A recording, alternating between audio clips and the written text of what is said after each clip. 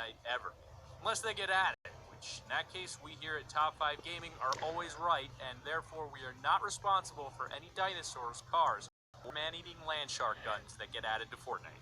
Come on, Sharky. Where you coming? Oh, there he goes. Speaking of man-eating land sharks, why don't you guys swim over to that subscribe button and click it? By doing so, you will transcend from this world and go to an ocean of mac and cheese. Considering how statistics do show that it is not in fact easy being cheesy, you should click the subscribe button. Number 5, PS4 to Xbox crossplay. Crossplay has become one of the most talked about things in video games over the past couple of years.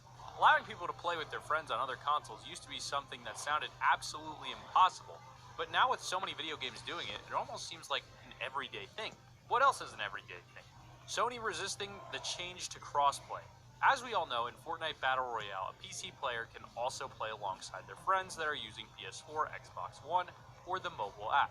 However, a PS4 player will only be allowed to play with people on PS4, PC, and mobile. They just can't play with Xbox One users. Back when Sony stopped PlayStation and Xbox One from playing Rocket League and Minecraft with each other, they were quoted as saying it was to protect their users from any external influences that may be looking to corrupt or harm children. I guess now they're letting PS4 players get their Battle Royale on with PC and mobile users though that excuse doesn't exactly hold up.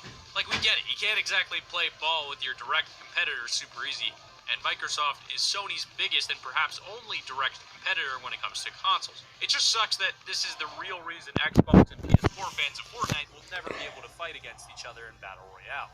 Number 4, first-person mode. One of the biggest things about PlayerUnknown Battlegrounds is that it has a first-person perspective mode. What this means is that you can actually play PUBG from a first-person view.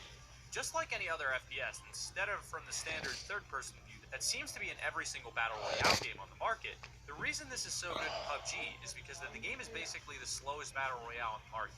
When you get into gunfights with someone, there's a lot of waiting behind cover and using the third-person view to effectively camp other people.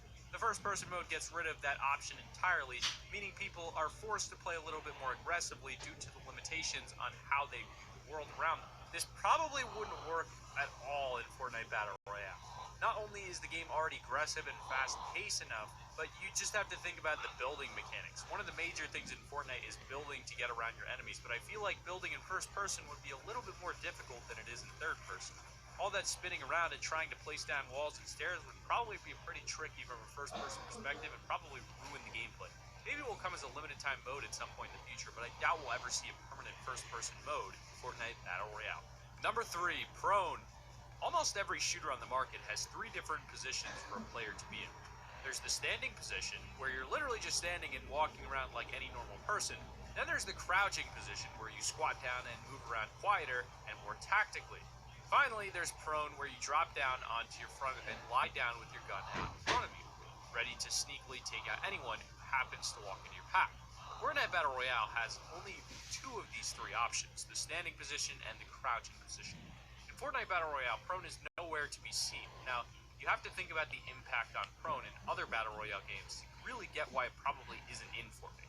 In PUBG, going prone can make you pretty much invisible in some locations, and it really slows down the overall flow of play. You move slower, people find it harder to spot you, and it just adds to the defensive nature of the game. As we all know, Fortnite is the aggressive Battle Royale, the one where you push up on people instead of hiding inside a cornfield, completely invisible to everyone else. I kind of think that prone would either be super OP, making it really hard for people to see you in certain situations, or really underpowered because of how slow and immobile you become. Neither of those 2 things sound particularly fun, so I doubt they'll ever add them into the game.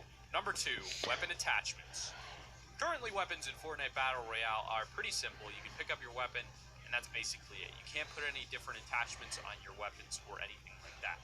In games like PlayerUnknown Battlegrounds, you can augment your weapons with things like grips to increase your accuracy, cushions to stop people from hearing your shots as easily, and magazines that can increase your reload speed and ammo.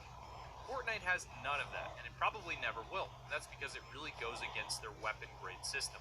The weapon grade system is a pretty awesome way to seriously simplify the way that weapons and attachments work. You have a pretty easy to understand scale of how good a weapon is, with the highest rank being the legendary orange color and the lowest being the common, or the gray one. Weapons of higher rarities are obviously better than lower rarities, and it just really streamlines the approach to weapons, what you should and should not pick up.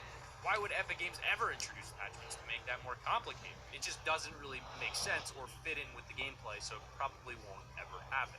Number 1, voice chat and solo play and against enemies in general, also known as proximity voice chat. Sometimes I think that the only thing that's really missing from Fortnite Battle Royale is the ability to communicate with people that aren't on your team. In a lot of other Battle Royale games, there is proximity voice chat, which means as you get closer to someone, you're able to hear them better, and they'll be able to hear you better.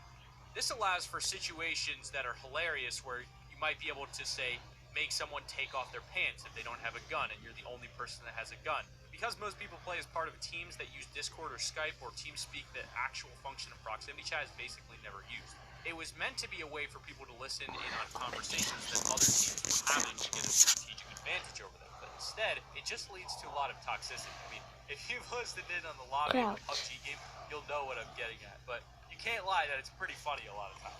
Fortnite's main crowd are kids, so to avoid them having to be subject to something insane and toxic like the proximity chat of PUBG's pre-game lobby, it's likely that they'll just never add it into the game at all. But that just about wraps up our list of the top 5 features that will probably never be added to Fortnite. I really hope you guys have enjoyed the video.